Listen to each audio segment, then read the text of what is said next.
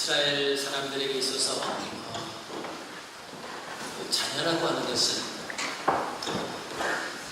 자녀 중에서 특히 아들에 대한 그 관심이 우리나라 관심 못지않게 아들에 대한 관심이 많이 있었습니다.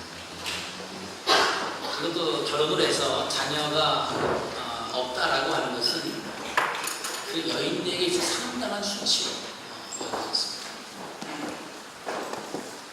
그래서 자녀를 낳지 못하면 아직 그 가정에서 남편에게나 그 가문에게 대해서 사람 취급을 못 받는, 사실 우리나라에서 하는 그것보다는 더 훨씬 사실 강한 그런 느낌이었습니다. 그런 상황이었고, 왜냐하면 자녀가 없다라고 하는 것은 대가 이어지지 않는다라고 하는, 그리고 하나님께로부터 오는 그것이 자기에게서부터 멈췄다라고 하는 그런 상황입니다. 그리고 모든 잘못된 것이 여인에게서 문제가 있고 여자가 문제가 있어서 자녀를 못 낳는다. 그래서 요즘에 그 검사를 하면 남편에게도 문제가 있을 수 있고 여자에게도 문제가 있을 수 있고 그렇게 이제 의학적으로 많이 그 진단을 합니다만은 사실 우리가 믿음의 사람들은 그 의학적인 진단도 맞는 거지만 더 한 걸음 나간다라고 하면 하나님께서 우리에게 자녀를 주시고 안 주시는 그 권한도 하나님에게 있는 거죠.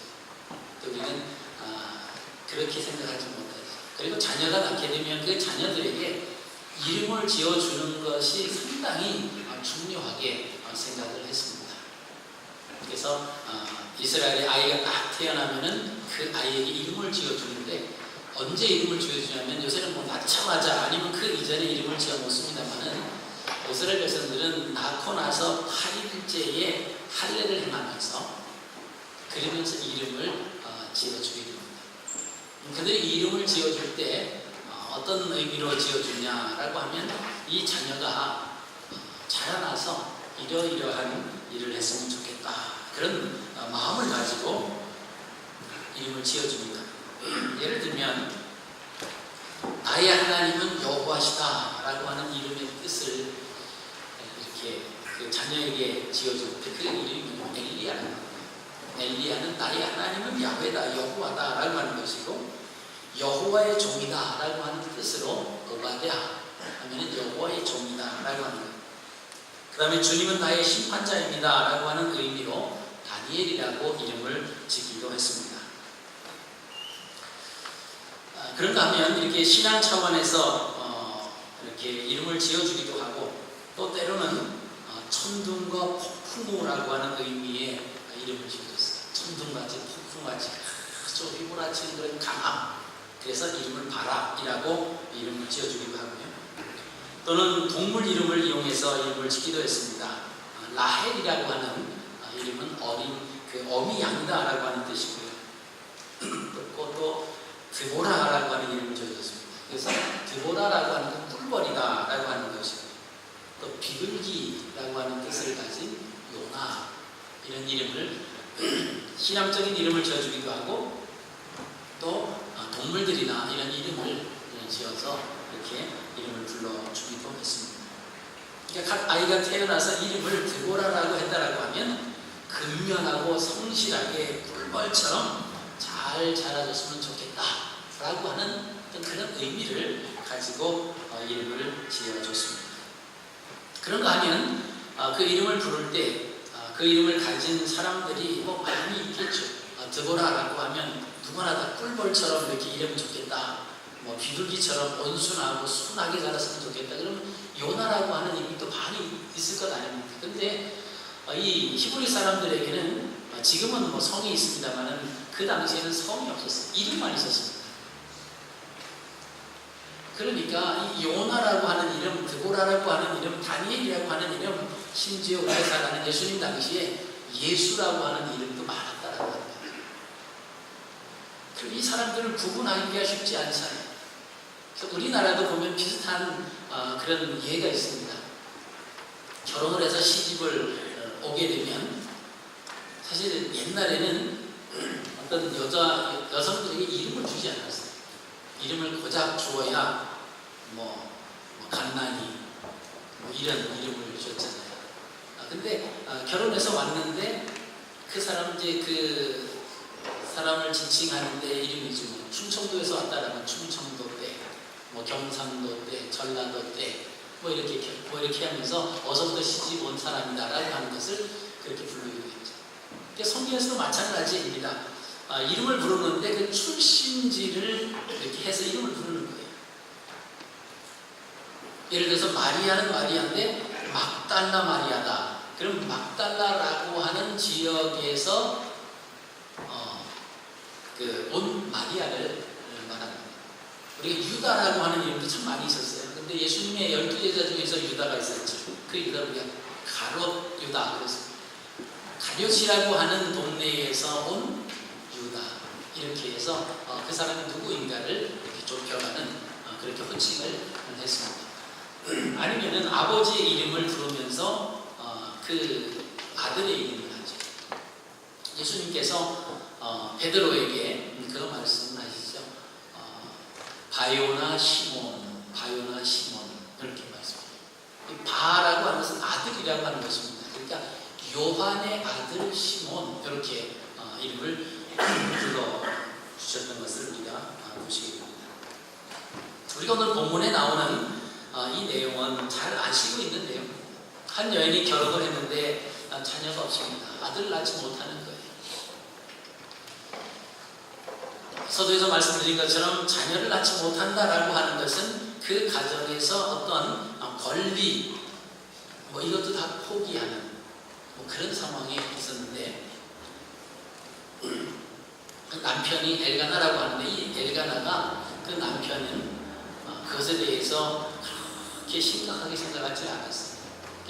부인 한나가 자녀를 못 낳으니까 분인나라고 하는 이제 그 두 번째 부인을 얻게 됩니다. 이 두 번째 부인인 분인나가 아들을 낳아요. 이 분인나는 아들을 낳았기 때문에 이 먼저 온 형님이지만 그러나 아들이 없어요. 자녀가 없으니까 무시하는 겁니다. 조롱하고 막 그러죠. 근데 문제는 해마다 1년에 한 차례씩 실로에 있는 성소에 올라가서 제단을 쌓는데 그 제단에 올라갈 때에 그 분깃을 줘서 그 분깃을 가지고 하나님 앞에 드리도록 하는 그런 거죠. 분인나는 분인나의 분깃을 주고 또 분인나의 아들이 있으니까 그 분깃을 주고 근데 한나는 혼자죠.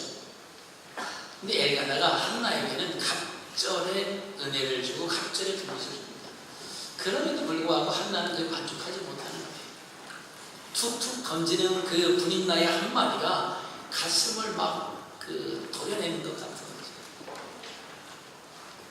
아들 하나만 있어도 내가 이 수모를 당하지 않을 텐데 아들이 없다라고 하는 그 이유 때문에 자기가 첫 번째 부인임에도 불구하고 아무런 소리도 할 수 없는 그런 상황에 놓여져 있습니다. 그 당시에 사회적 풍조가 또 그랬고 그렇다고 자기가 자기 권위를 찾으려고 이야기를 하는데 어느 누구도 자기의 편을 들어줄 것 같지 않는 그런 상황에 놓여져 있습니다. 그래서 아시는 것처럼 시루에 올라가서 하나님 앞에 기도를 합니다. 기도를 하는데 어떻게 기도하냐면 정말 그 엘리 제사장이 볼 때 이 여인이 성전 안에 들어와서 술이 취해 얼굴이 벌겋게 달아오르면서 뭐라고 얘기는 하는데 그 얘기를 알아들을 수가 없는 거예요. 아마 신중으로 막 고백을 하고 토론을 하고 오늘날로 말했으면 아마 너무 깊이 기도를 들어가서 아마 방언으로 하나님 앞에 막 기도했는지도 모르겠습니다. 이 엘리 제사장이 보니까 얼굴은 벌겋게 달아올랐고 무슨 말은 하긴 하는데 무슨 말인지 도저히 알아들을 수 없고 하니까 이 여인이 성전에 들어와서 술 취해서 막 횡설수설하는구나 이렇게 생각을 하죠. 그 여인을 불러서 내가 언제 술을 끊겠느냐 이렇게 말하니까 한나가 자기의 사정을 얘기합니다. 하나님께서 당신에게 자녀 주기를 원한다 그렇게 축복 기도를 받고 돌아왔습니다. 이 자녀를 낳았습니다. 1년 만에 자녀를 낳았습니다. 임대를 해서 자녀를 낳았습니다. 근데 그때 한나가 하나님 앞에 그 실로에 있는 성소에서 기도한 내용이 뭐냐면 하나님 내게 아들 하나 주시면 그 아들을 내가 잘 키워서 그냥 저 떨어질 때까지만 제가 품에 안고 그렇게 키워서 하나님께 드리겠습니다. 이 하나님께 드린다라고 하는 것은 구별한다라고 하는 거예요. 그 구약 성경에서 보면 그런 일들이 가끔 있었는데 그 일이 뭐냐면 우리가 그 용어를 나실입니다. 근데 이 나실이는 기간을 정해놓는 겁니다. 내가 1년 동안 아니면 3년 동안 내가 하나님 앞에 구별된 거룩한 몸으로 하나님 앞에 드리겠다. 그래서 독주를 마시지 아니하고 머리에 삭도를 내지 아니하고 이렇게 정결한 마음으로 하나님 앞에 드려지는 그런 삶입니다. 근데 이 한나 여인은 내게 아들 하나 주시면 하나님 앞에 평생을 드리겠습니다. 그 아들이 평생 나실이 되는 겁니다. 그러니까 아들 하나 있다라고 하는 그 자체만 해도 감사합니다. 그렇게 기도를 했는데 하나님이 아들을 주셨습니다. 그리고 그 아이가 젖 뗄 때까지 잘 양육을 하고는 젖 떨어질 때쯤 돼서 실로에 있는 그 성소에 엘리 제사장이 있는 그곳에 갔다가 그 아들을 하나님께 드립니다. 그래서 이 아들을 낳고 그 어머니가 이름을 지어줬는데 그 이름이 사무엘이다라고 하는 거예요. 그 사무엘이 뭐냐? 여호와께 구함이라고 하는 뜻이에요. 자기가 하나님 앞에 구해서 얻은 그 아들이라고 하는 거죠. 그래서 여호와께 구함이다라고 하는 그 의미를 지닌 이름을 사무엘이다 이렇게 해서 사무엘로 불렀습니다. 여러분 그토록 자녀를 원했는데 자녀가 생겼습니다. 이제는 더 이상 군인 나에게 조롱과 비난을 받지 않아도 되게 되어 있습니다. 아이가 자라나면서 아이를 달라고 실로 하나님의 성소에서 그렇게 기도하였던 것을 생각하면 이제는 이 아이를 드려야 되는데 사실 드린다라고 하는 것은 나로부터 떠난다라고 해요. 나로부터 떠난다라고 하는 것은 우리가 수학으로 말하면 빼지는 거죠. 뺄셈다라고 하는 겁니다. 어릴 때 어린 아이에게 산수를 가르치기 전에 내가 지금 사과 2개가 있는데 엄마가 너에게 사과 하나를 더 주면 너도 몇 개가 되냐? 그러면 3개. 맞았다. 그럼 내가 사과 하나가 있는데 친구가 사과 2개를 주면 또 몇 개 되냐? 이러면서 덧셈을 우리가 배웁니다. 그 덧셈을 배웠으면 이제 뺄셈을 배워야 되잖아요. 내가 사과 2개가 있는데 친구가 하나를 가져갔다. 그럼 너에는 사과가 몇 개 있느냐? 하나. 그러면서 행복하지 않는 거예요. 덧셈을 할 때는 점점 많아지는데 뺄셈을 할 때 가지고 있는 것이 자꾸 없어지는 거죠. 그래서 우리는 인생을 살면서 뺄셈보다는 덧셈을 좋아합니다. 더해지는 걸 좋아해요. 근데 나로부터 자꾸 벗어나는 거, 없어지는 거, 누구에게 빼앗기는다 이렇게 우리가 생각을 하게 됩니다. 뺄셈은 내가 가진 것을 거기에서 많은 것을 잃어버리는 하나의 수적인 개념에서 우리가 시작했던 어린 시절, 우리가 덧셈, 뺄셈을 배울 때, 그럼 그것이 우리 인생에 있어서 우리는 하나라도 더 벌으려고, 하나라도 더 움켜쥐려고 아둥아둥하며 살아가죠. 덧셈을 향해서 열심히 살아갑니다. 결코 내게 있는 것을 뺄셈으로 인해서 빠져나가는 것을 용납을 못하죠.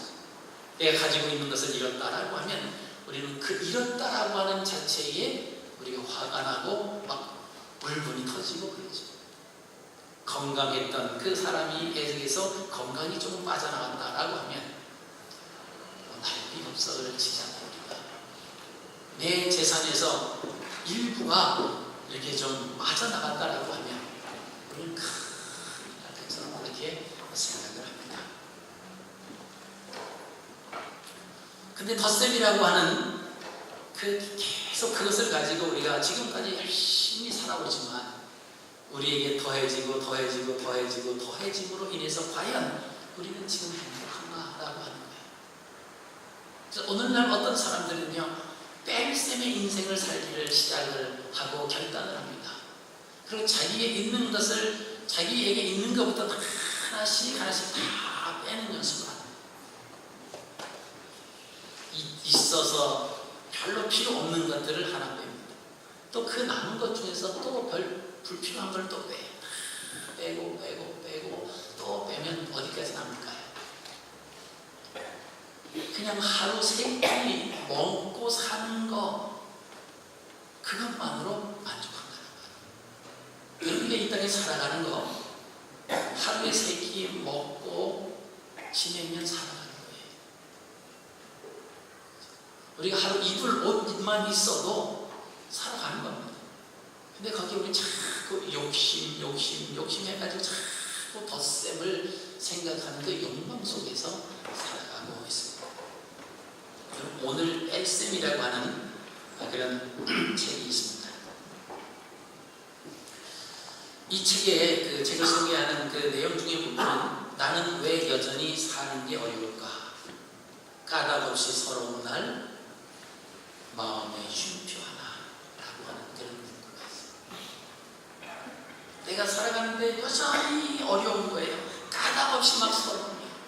근데 마음에 쉼표 하나만 있어도 그것을 지어갈 수 있다는 것입니다. 더해도 영이 되는 삶을 살고 있음을 이 책을 보면서 느끼게 합니다. 47개의 보통 사람들의 이야기를 모아놓은 그런 내용들입니다. 여러분, 뺄셈이라고 하는 것은 뺏기는 것이 아닌 불필요한 욕망, 질투, 시기, 미움 등을 그것이 우리를 힘들게 하는 그것들이 우리로부터 벗어나는 거예요. 우리로부터 떨어져 나간다라고 하는 것입니다. 결국 나를 괴롭게 하는 그런 것들이 사실 떨어져 나가야, 나로부터 빼져야 내가 진정한 행복과 감사의 삶을 살 수 있다라고 하는 것입니다. 남을 위한 배려는 뺄셈 같지만은 그것은 우리 자신에게 돌아오는 만족감, 즉 덧셈이다라고 하는 것입니다. 그 이야기 중에 이런 글이 있습니다. 등에 괴물을 업고 다니는 사람들의 이야기가 있습니다. 어느 여행자가 사막길을 걷고 있는데 멀리서 곱사등의 사람들이 줄지어서 오는 것을 이렇게 봅니다. 그래서 가까이 왔을 때 그들의 등은 곱사등이 아니라 그 괴물을 하나씩 등에 업고 있었습니다. 근데 그 괴물들은 긴 앞발로 자기를 업은 사람의 가슴을, 그리고 뒷발로는 그 자기를 업고 있는 사람의 아랫배를 휘감고 딱 달라붙어 있었습니다. 어떤 괴물은 업은 사람의 물통에 주둥이를 박은 채 개걸거리면서 물을 마시고 있었습니다. 여행자가 그것을 보고 사람에게 등에 괴물이 있다고 말해줍니다. 그런데 사람들은 전혀 의식하지 아니하고 열심히 계속해서 앞으로만 걸어가고 있었습니다. 더군다나 사막에서 목적지도 없고 오아시스가 있는 방향이 아닌 계속 앞으로만 향하고 있는 그런 이야기입니다. 그래서 그 괴물의 이름이 뭐냐? 거기 보면 보여주고 말겠어. 사람들은 부모나 배우자, 친구, 자식, 이웃에게 자신의 능력을 입증하고 싶어가지고 이 등에 괴물을 업고 다니는데 그 괴물의 이름이 바로 보여주고 말겠다. 내가 누구인지 한번 너희에게 내가 이런 사람이라는 것을 보여주겠다, 알려주겠다. 내가 무언가 목적지에 달아서 내가 성공해서 너희에게 보여주겠다 라고 하는 그런 생각의 괴물을 등에다 업고 다닌다라고 하는 것입니다. 근데 그 괴물의 특징은 만족을 모르는 거예요. 목표를 채우면 또 다른 목표를 제시하고 더 먼 곳에 목표를 향하게 합니다. 이 괴물은 사람들이 인정하건 안 하건 사람들 등에 찰싹 달라붙는 것을 좋아합니다.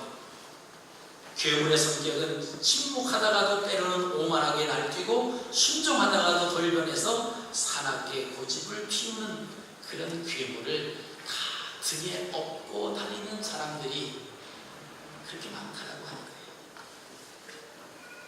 행복하기를 위해서 일하고 다투고 울고 불고 하는 것을 잊어버리고 목표가 없는 달리기를 하고 있는 것을 우리가 그 글을 보면 깨닫게 됩니다. 우리가 무엇을 얻기 위해서 열심히 태어나죠. 태어나면서부터 그 순간부터 어떤 분이 그랬는데 태어나는 아이들은 주먹을 꼭 쥐고 태어난대. 뭔가 야심찬 목적을 가지고 시작한다고 하는 거예요. 뭔가 내가 이루어보겠다. 그러면서 이 땅에 살아가면서 정말 등에 괴물을 업고 다니는 것처럼 계속 뭔가 보여주겠다. 나를 하여금 뭔가 나타나겠다 하면서 목적지를 향해서 가는데 그 목적지가 없다라고 하는 거예요. 그 한 목적지에 이르면은 거기서 멈추는 것이 아니라 그보다 더 멀리 있는 또 다른 목적지를 향해서 계속 달려갔다라고 하는 거죠. 그도 그럴 것이 우리가 신앙생활 할 때도 그렇습니다. 어느 우리 목사님, 내가 요번 올해는 참 어려운데 이번 1년만 지나고 나서 내년부터는 열심히 교회에 신앙생활을 잘하고 헌신도 하고 봉사도 하겠습니다. 그렇게 야심찬 마음을 가지고 있어요. 올해 이 문제만 해결되면, 이 고비만 하나 넘으면 그래도 내가 마음적으로 여유가 생기고 생활적으로도 그 여유가 있어서 그렇게 하겠습니다. 그 마음은 선한데 막상 올해라고 하는 그 시간이 지나고 나면 거기에서 만족하는 것이 아니라 또 다른 문제와 또 다른 목적이 우리의 눈앞에 있기 때문에 또 그것을 향해서 갈 수밖에 없다고 하는 것입니다. 그래서 신앙이라고 하는 것은요, 지금 현재가 중요해요. 내가 힘들고 어렵지만 그 어려운 가운데서, 그 바쁜 가운데서 내가 시간을 내서 하나님 앞에 무릎을 꿇겠습니다. 내가 그 힘든 가운데 있지만은 그러나 시간을 내서 하나님의 말씀을 읽겠습니다. 하나님의 말씀을 듣겠습니다. 하나님 앞에 기도를 드리겠습니다. 그 결단이 우리로 하여금 진정한 행복을 가져다 주는 거예요. 그 결단을 하기 위해서는 내가 가지고 있었던 무언가가 빠져나가야 되겠죠. 욕심이 빠져나가야 되고, 내가 이루려고 하는 그 우리 생각에 가득 차 있었던 그 욕망 중에서 무언가 빠져나가야 된다고 하는 것입니다. 한나는 자식을 낳지 못했던 여인입니다. 하나님께 간절히 기도함으로 사무엘을 얻었습니다. 이 사무엘을 하나님 앞에 드린다라고 하는 고백을 해서 사무엘을 얻었지만, 아마 이렇게 생각하는 사람이 있을 수 있어요. 뭐 정말 하나님께서 내가 하나님께 기도해서 아이를 주셨을까? 우연의 일치고 때가 됐으니까 내가 아들을 낳을 수도 있잖아. 이렇게 우리가 생각할 수 있죠. 우리가 많이 그런 일들이 있죠. 하나님께 어떤 문제를 놓고 열심히 기도한다. 하나님, 이것만 제 생명을 연장시켜 주시면, 저를 살려주시면.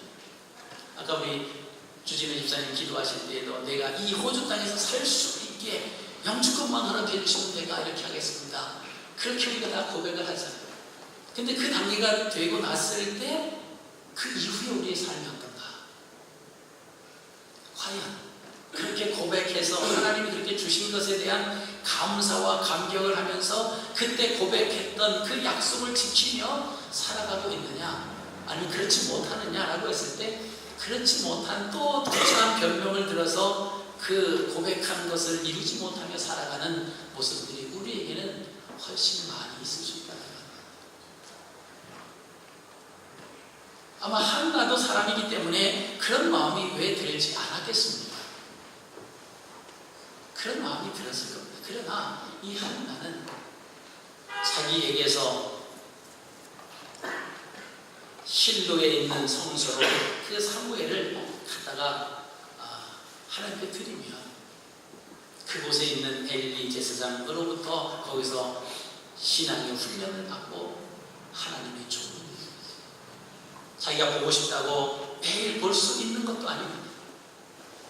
목소리를 듣고 싶다고 매일같이 요사이같이 어떤 모발이 있어서 모바일 폰으로 통화할 수 있는 것도 아니죠. 1년에 겨우 한 차례씩 가서 얼굴을 봐야 하는 그런 상황에서 한나는 기꺼이 당신의 아들을 하나님께 내어드리는 그 모습을 봅니다.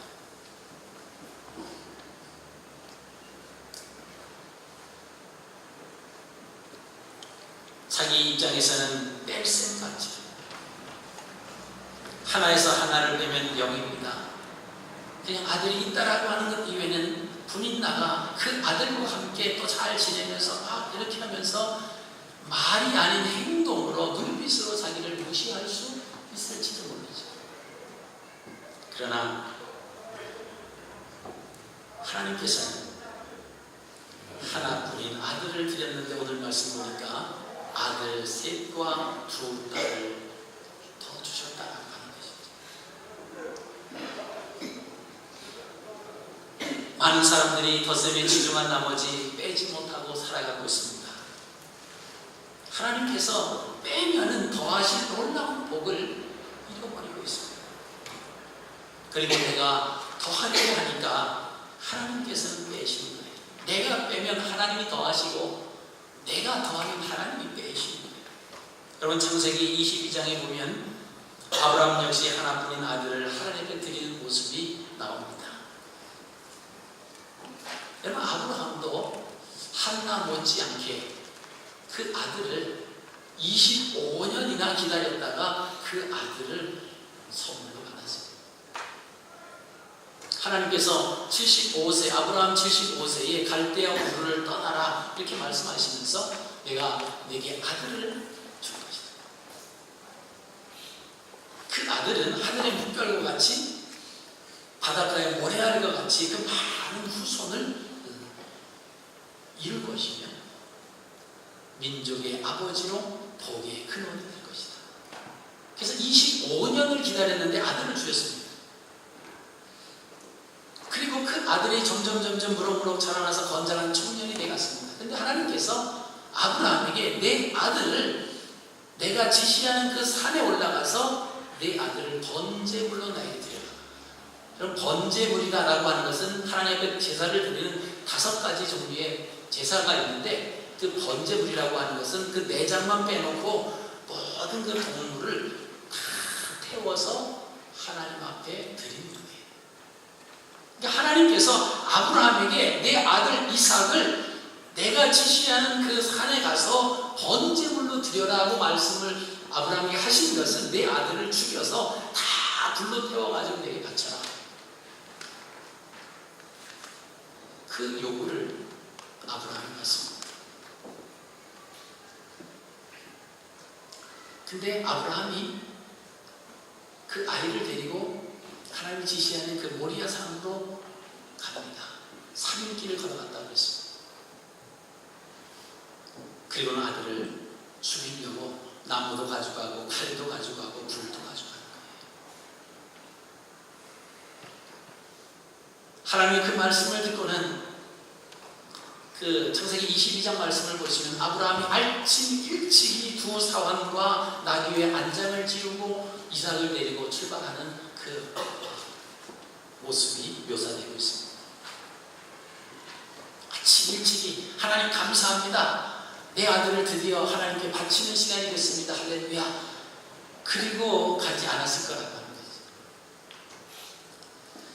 근데 성경을 보면은 그런 아브라함이 마음속에 갈등을 했다든가 고심을 했다든가 그런 표현은 있지 않습니다. 모든 그 상황을 다 기록할 수 없기 때문에 그렇죠. 근데 영화 창조라고 하는 그 영화에 보면은 그 아브라함이 이삭을 바치라고 하신 하나님의 말씀을 듣습니다. 그리고 그 다음날 아침 일찍이 출발을 하잖아요. 근데 그 밤새도록 아브라함이 잠을 이루지 못하는 장면이 이렇게 나와요. 집을 빙빙 돌고요. 올라가 이리 갔다 저리 갔다 하고 아무 말도 안 하지만 그 아브라함이 밤에 잠을 이루지 못하고 그러는 모습 속에서 우리는 아버지의 마음을 보는 거죠. 하나님께서 아들을 바치라고 말씀하시지만 이 아들을 내가 바치는 것이 옳으냐? 내가 25년 동안 기다려서 또 여기까지 이렇게 키워놨는데 그럼 하나님이 내게 주신 약속은 뭐고?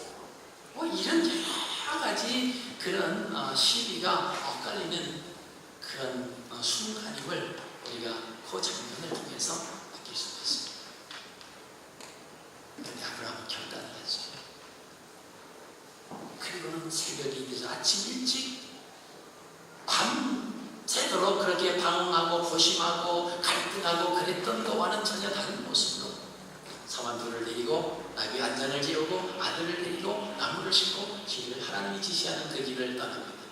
그 길이 사랑의 길이에요. 여러분, 우리나라 속담에 작심 삼일이라고 하는 말이 있잖아요. 그 3일 길이면 얼마든지 마음을 고쳐 먹을 수 있는 충분한 시간이다라고 하는 겁니다. 자기가 즉흥적으로 결단을 했다라도 얼마든지 마음을 돌이킬 수 있는 충분한 시간. 하나님께서는 그 충분한 시간을 통해서 갈 수 있는 그 거리를 지적을 하시고 지명을 하신 겁니다. 그런 거죠. 우리가 순간적으로 결단을 하나님 이렇게 하겠습니다. 돌발적으로 결심한 그 모습이 아니라 마음이 바뀔 수 있는 충분한 시간이 있음에도 불구하고 마음이 변하지 않고 하나님 앞에 그대로 그 말씀에 순종하는 그 모습을 하나님 보시기를 원하십니다. 하나님께서 아브라함을 통해서 내가 이제야 내가 사랑하는 내 독자 이삭까지도 아끼지 아니한 것을 내가 보았노라 그러시면서 그 이삭 대신 옆에 수양을 준비해 놓으시고 수양을 통해서 하나님 앞에 제단을 쌓게 하셨던 그 모습을 우리가 보시게 됩니다. 열왕기상 17장에 보시면요, 사라밧 과부의 이야기가 나옵니다. 이 마지막 남은 빵을 아들과 함께 그것을 먹고 이제 죽으려고 하는 그런 상황에 놓여져 있습니다. 그런데 이 엘리야 선지자가 와가지고는 그것을 자기를 달라는 거예요.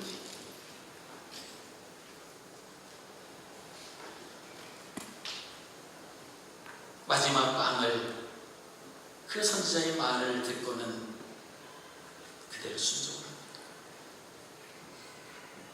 이 한 움큼 남은 가루로 몇 방울 남은 기름으로 나무를 주워다가 이제 빵을 구워서 아들과 함께 최후의 만찬을 하고 더 이상 먹을 것이 없으니까 죽어야 하는 그런 가운데서 그것을 요구하는 선지자에게 내줍니다. 그때 그러죠. 그 엘리야 그러죠. 먼저 나에게 주고 가서 너와 내 아들이 빵을 구워 먹어라. 이 땅에 비가 올 때까지 그 가루에 가루통의 가루가 마르지 아니하고 기름이 떨어지지 않을 것이다. 여러분, 그 말을 믿을 수 있는 거예요. 지금까지 평생도록 살아온 자기의 경험에 의하면 말도 안 되는 거예요. 아니 지금 한 움큼밖에 없는데 이것을 톡톡 털어서 빵을 만들어서 당신을 주고 나면 무슨 빵이 그 가루가 마르지 않는다는 거냐. 기름 몇 방울 있는데 이 빵 붓고 나면 다 떨어지는데 기름병이 기르지 마르지 않는다라고 하는 것을 상식적으로 이해가 되냐라고 하는 것이죠. 근데 사르밧에 사는 이 과부는요, 이름도 없습니다. 사르밧 과부예요. 사르밧 땅에 사는 과부입니다. 이 말씀을 순종합니다. 죽을 것 같지만 죽지 않는 덧셈의 인생을 체험하게 된 것을 우리가 보시게 됩니다. 여러분, 그러나 잃지 않겠다고 움켜잡았던 불행한 사람들도 있습니다. 엘리 제사장이 그랬습니다. 그 아들들이 하나님으로부터 죄를 짓고 있었어요. 하나님 앞에 제단을 쌓는데 쇠 갈코리를 가지고 하나님 앞에 제단을 드려야 할 그 음식물을 그 갈코리를 가져다가 구워 먹었어요. 그리고는 그 제단 성소에서 수준 두는 여인들을 농락했다고 성경은 말하고 있습니다. 그 이야기를 엘리 제사장이 들었습니다. 근데 이 엘리 제사장은 하나님보다 이 두 아들들이 상처받는 것이 더 마음에 있었습니다. 그 아이들을 따끔하게 그 아이들을 훈계하지 아니하고, 야 너희들이 이러면 다른 사람들이 너희를 뭐라고 그러겠느냐, 이렇게 유하게 말 한마디 한 것으로 그쳤습니다. 아들을 위해 주는 것 같았습니다. 더해주는 것 같았습니다. 그러나 그 아들이 어떻게 됐습니까? 블레셋이 쳐들어왔을 때에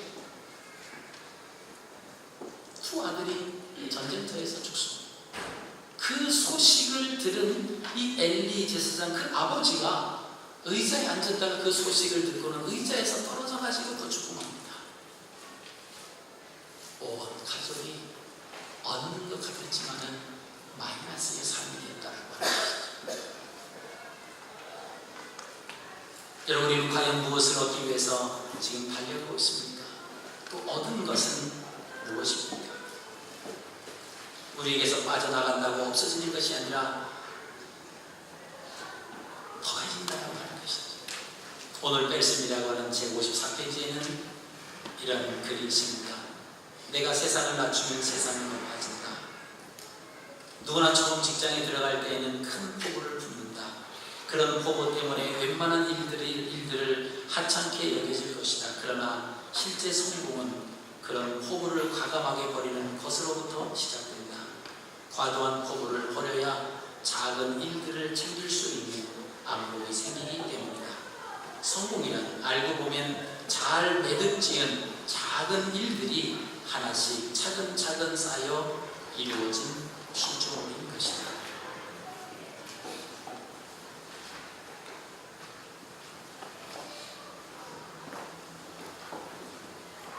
큰 나를 빼낼수록, 자세를 맞출수록 눈에 들어오는 세상이 믿을 수 없을 정도로 커지는 것을 발견하게 된다. 큰 나를 빼낼수록 가능성은 점점 더 커지는 것이다. 여러분, 하나님 나라의 셈법은 나에게 뺄 셈이 덧셈이 된다. 누가복음 6장 38절 말씀 보시면요, 주라 그리하면 너에게 줄 것이니 곧 후히 되어 누르고 흔들어 넘치도록 하여 너희에게 안겨주리라. 너희의 헤아림은 그 헤아림으로 너희도 헤아림을 도로 받을 것입니다. 잠언서 19장 17절에는 가난한 자를 불쌍히 여기는 것은 여호와께 구워드리는 것이니 그의 선행을 그에게 갚아 주십니다. 우리가 가난한 사람들을 불쌍히 여기는 것, 그리고 그들에게 뭔가 주는 것은 그들에게 주는 것이 아니라 하나님에게 구워드리는 거예요. 그럼 어떤 사람이 우리에게 와서 돈을 좀 빌려달라고 합니다. 그럴 때 그 빌려주기 전에 우리가 무엇을 생각하죠? 이 돈을 빌려주면 이 사람이 내게 갚을 수 있는 능력이 있느냐, 능력이 없느냐, 이걸 보잖아요. 은행에서도 마찬가지죠. 돈을 좀 빌리려고 합니다. 그랬을 때 이 사람이 돈을 갚을 능력이 있다라고 하면 어차피 이자놀이 하는 데니까 빌려줍니다. 근데 아무리 봐도 갚을 능력이 없어요. 괜히 이자를 받으려고 하다가 원금까지 날릴 것 같은 그런 상황이면 안 빌려주잖아요. 근데 잠언서 19장 17절 말씀은 우리가 정말로 가난한 자를 불쌍히 여기면서 그들에게 베풀어 주는 것은 그들을 위해 주는 것이 아니라 하나님께 구워드리는 거예요. 참 재밌잖아요. 하나님께서 우리에게 물질을 주셨습니다. 우리가 그 물질을 가지고 가난한 사람, 불쌍한 사람들에게 베풀어줘요. 그럼 하나님은 우리에게 그 물질을 푼 것과 같이 생각하신다. 우리에게 빚진 것으로 생각하시고 우리에게 이자를 해서 후히 되어 누르고 넘치도록 너희에게 안겨주리라라고 합니다. 이게 하나님 나라의 셈법입니다. 내가 움켜잡으면 하나뿐입니다. 계속 움켜잡으면 그 하나라고 하는 것도 없어지는 겁니다. 그러나 하나님 나라의 셈법은요, 내가 쓰고 빌려주고 나눠주면 이상하게 더욱더 그것이 풍성해지는 이유가 뭐냐? 우리가 그렇게 행하는 것은 하나님이 우리에게 구워 가시는 거기 때문에 하나님은 그것을 갚아주시는, 그래서 우리에게 점점점 풍성해질 수밖에 없다는 것이죠. 이게 하나님 나라의 셈법이에요. 여러분가 빼앗기는 것 같지만, 뺄셈 같지만 더해지는 삶의 축복이 우리에게 임하시기 바랍니다. 우리 그것을 붙잡고 살려고, 이것을 잃어버리면 어쩌나 다른 말은 되지만, 그러나 그것을 믿음 안에서 과감하게 놓으시기 바랍니다. 우리에게 너무나 많은 것이 있어. 따지고 보면 얼마나 많습니다. 제가 지난번에 말씀드렸습니다마는 우리는 다 이 온 지구상에 살아가는 사람을 100%로 봤을 때 10% 안에 속해 있는 사람들이에요. 그만큼 우리는 가진 것이 많고 누리고 살아가는 사람들입니다. 근데 우리는 더 잡으려고, 더 얻으려고, 더 모으려고 아둥아둥하며 덧셈의 인생을 살아가려고 하지만, 그러나 그 덧셈의 인생을 살아가려고 하면 할수록 하나님께서는 거기서 빼간다는 거예요. 우리 인생의 시간,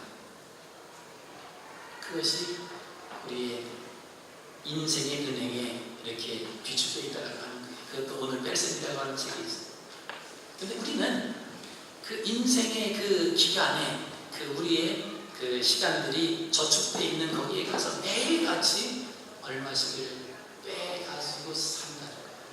그치? 어제보다는 오늘 살면 우리가 우리 인생이 이 땅에서 살아가는 그 기간이 줄어들어요. 그래서 계속 살아가는데 남은 기간이 얼마인지는 생각하지 아니하고 계속 빼쓰고 만다. 이게 언제 끝날지는 생각 안 하고, 언제 끝난다라고 하는 것을 의식한다라고 하면 이 빼서 쓰는 것에 마음이 달라진다. 이제 내 인생이 50년에서 아니면 100년에서 50년을 살았으니까 50년 남았습니다. 80평생 남은 것 중에서 내가 70세를 살았다는 게 10년 남은 거예요. 근데 얼마 남았는지는 생각하지 않고 계속 빼서 우리가 자꾸 더해지려고 하는 덧셈의 인생으로만 살아가려고 하는 모습들이 오늘날 많은 사람들 가운데 있다는 말이에요. 예수 그리스도를 믿는 하나님의 자녀들이며 다른 사람이 올 때 많은 것을 갖고 있지 않은 것처럼 보이지만 우리는 부자예요. 그럼 부자의 개념이 뭘까요? 어느 정도 돼야지 부자일까요? 또 어느 정도 돼야 가난한 사람일까요?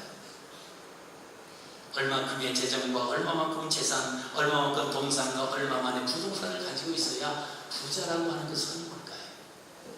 어느 글에 보니까 그런 글이 있어요. 부자라고 하는 것은 내 삶에서 부족함을 못 느끼면 부자다.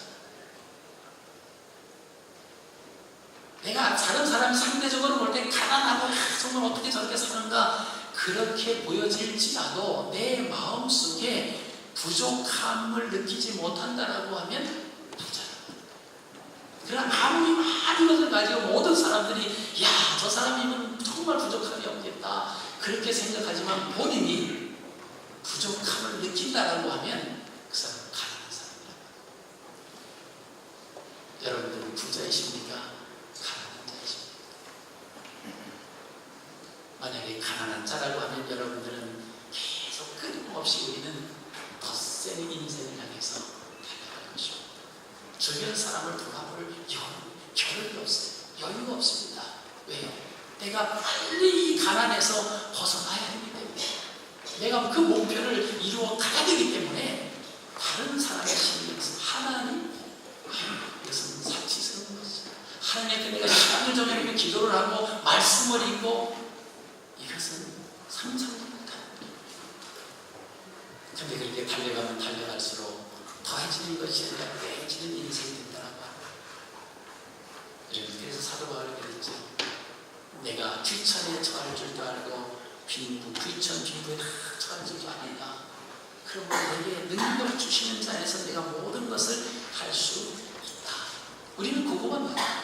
이러면 4장 13절에 있는 내게 능력 주시는 자 안에서 내가 모든 것을 할 수 있느니라. 아멘. 그래서 지혜도 갖다 써붙이고 사업장에도 갖다 써붙이고 그래요. 여러분 그 조심하셔야 돼요. 그게 무슨 의미로 그 말이 나오냐면 하나님께서 바울을 가난하게 처하게 하셨어요. 부하게 처하셨다 했습니다. 좋은 사람들에게 칭찬을 받는데 또 해주셨고 때로는 사람들에게 막 애를 맞고 정말 빈궁한 가운데 정말 먹을 것이 없어서 막 고통하는 그런 가운데도 처해 놓으셨는데 지나고 보니까 하나님의 은혜로 다 견디고 살아갈 수 있음을 깨닫고 그때 바울이 고백한 것이 내게 능력 주시는 자 안에서 내가 모든 것을 할 수 있습니다. 그 고백이에요. 좋은 것만 생각하시면 안 된다라고 하는 겁니다. 정말 사람들이 정말 저기서 일어날 수가 없고 정말 소망이 없다 그런 가운데서 내가 보니까 하나님께서 나로 하여금 겨우 어찌됐든 견딜 수 있는 그 사명, 그 힘을 주시더라. 그래서 하나님 뜻대로 살아가면 내가 감옥에 갇혀도 거기서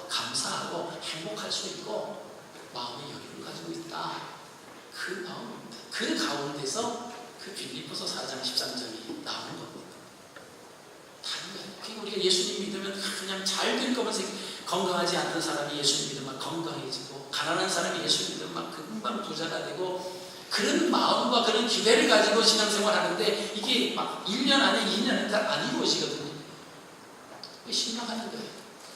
그러면서 그것을 빼버리고 인생의 덧셈을 향해서 다시 교회는 나오지만 하나님을 향한 그 마음은 없어요. 그 기대치는 이미 뚝 떨어져 있습니다. 나와서 예배는 정성하지만 마음속에 하나님의 주권은 인정하지 않는 거죠.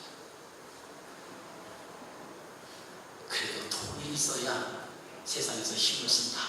여러분, 이런 황금 만능주의가 온 세계에 지금 관여되어 있지 않습니까? 근데 과연 그런가요? 돈만 있으면 뭐든지 다 할 수 있나요? 그렇지만 않습니다. 돈으로 해결할 수 없는 것을 믿음으로 가능하게 하는 것이 있다고 하는 것이죠. 주의라고 하는 것. 아무리 돈이 많아도, 아무리 권력과 명예가 있어도 죽음 앞에서는 힘도 하나할 수 없습니다. 우리의 건강이요, 우리의 것으로 자랑하지요. 그러나 하나님께서 그 건강 가져가시면 하루아침에 먹지도 못하고 걷지도 못하고 말도 못 알아듣는 그런 인생이 얼마든지 될 수 있다는 것. 그 돈으로 되는 게 아니에요. 우리의 덧셈의 인생으로 되는 것이 아닙니다. 전능하신 하나님, 그분에게 내어드리는 것 같고 뺄셈 같지만 하나님께서는 더해주신다. 오늘 한나가 자기 인생에 뺄셈 같았지만은 하나님께서 세 아들과 두 딸을 더해주십니다. 이스라엘 그 풍속에서 자녀가 많다라고 하는 것은 하나님으로부터 축복을 받았다라고 하는 그런 의미가 있는 거예요. 여러분, 우리의 삶 속에서 우리는 무엇을 더 빼야 될 것인가? 그런 뺄셈을 기억하시길 바랍니다. 그럼 과감하게 빼십시오. 그런데 하나님께서는 우리에게 덧셈의 인생을 살 수 있도록 우리에게 역사해 주십니다. 우리의 욕심이 아닌, 우리의 욕망이 아닌 믿음 안에서 하나님을 향한 그 말씀 속에서 우리에게 귀한 것으로 이끌어 주시는 그 하나님 앞에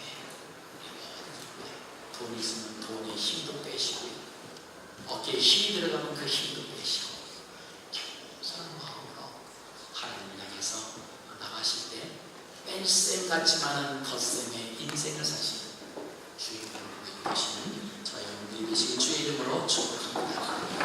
살아계신 아버지 하나님, 그들을 진심으로 감사를 드립니다. 잃지 않으려고 애를 쓰다가 어리석은 삶을 살지 않게 하여 주시옵소서. 하나님께서 기뻐하시는 건강의 생복으로 살 수 있게 하여 주시옵소서. 예수 그리스도의 이름으로 기도하옵나이다.